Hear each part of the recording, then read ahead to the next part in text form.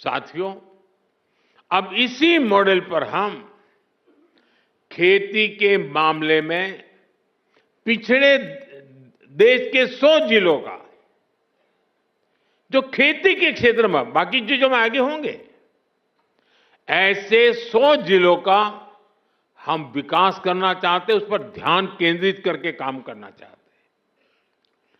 PM धन धान्य कृषि योजना की प्रेरणा वही आकांक्षी जिलों का मॉडल है।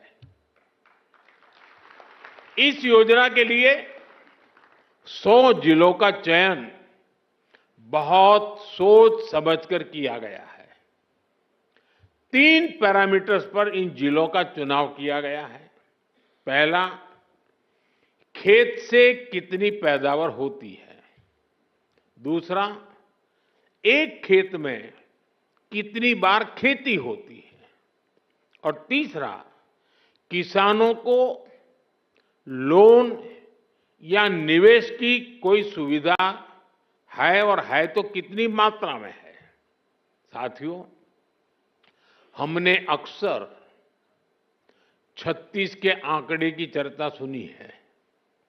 हम बार बार कहते हैं उनके बीच तो 36 का आंकड़ा है, लेकिन हर चीज को हम चुनौती देते हैं, उसको उल्टा करते हैं। इस योजना में हम सरकार की 36 योजनाओं को एक साथ जोड़ रहे हैं। जैसे प्राकृतिक खेती पर राष्ट्रीय मिशन है, सिंचाई के लिए पर ड्रॉप मोर क्रॉप अभियान है, तेल उत्पादन को बढ़ाने के लिए तिलहन मिशन है, ऐसी अनेक योजनाओं को एक साथ लाया जा रहा है। पीएम धन धान्य कृषि योजना में हमारे पशुधन पर भी विशेष फोकस किया जा रहा है। आप जानते हैं, फूट एंड माउथ डिसीज यानी खुरपका मुंहपका जैसी बीमारियों से पशुओं को बचाने के लिए 125 करोड़ से अधिक टीके मुफ्त लगाए गए हैं।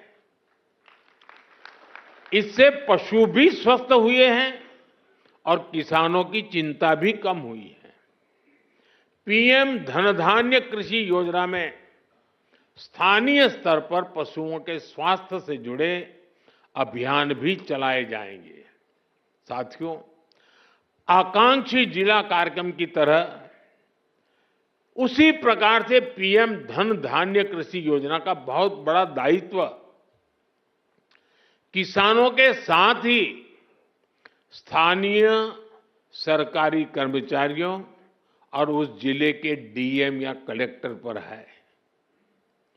पीएम धन धान्य कृषि योजना का डिजाइन ऐसा है कि हर जिले की अपनी जरूरत के हिसाब से इसकी प्लानिंग में बदलाव लाया जा सकता है। इसलिए मैं किसानों और संबंधित जिलों के मुखिया से आग्रहपूर्वक कहूंगा, अब आपको जिले के स्तर पर ऐसी कार्य योजना बनानी है जो वहां की मिट्टी और वहां की जलवायु के अनुकूल हो। वहां कौन सी फसल होगी, बीज की कौन सी वैरायटी लगेगी, कौन सी खाद कब उचित रहेगी, ये आप सबको मिलकर के एक नए तरीके से सोच समझकर निर्धार करना चाहिए और उसको लागू करना चाहिए। आपको हर क्षेत्र, हर खेत के हिसाब से प्लानिंग करनी होगी।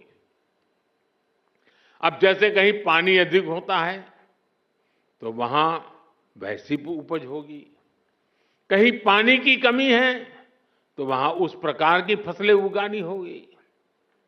जहां खेती संभव नहीं, वहां पशुपालन और मत्स्य पालन को बढ़ावा देना होगा। कुछ क्षेत्रों में मधुमक्खी पालन एक बेहतर विकल्प होगा। तटीय इलाकों में सीवीड फार्मिंग एक शानदार विकल्प हो सकता है। पीएम धन धान्य कृषि योजना की सफलता लोकल लेवल पर इसके इम्प्लीमेंटेशन से ही होगी। इसलिए हमारे युवा अधिकारियों पर बहुत जिम्मेदारी होगी। उनके पास कुछ कर गुजरने का मौका है। मुझे विश्वास है कि युवा साथी किसानों के साथ मिलकर देश के 100 जिलों की खेती की तस्वीर बदल देंगे।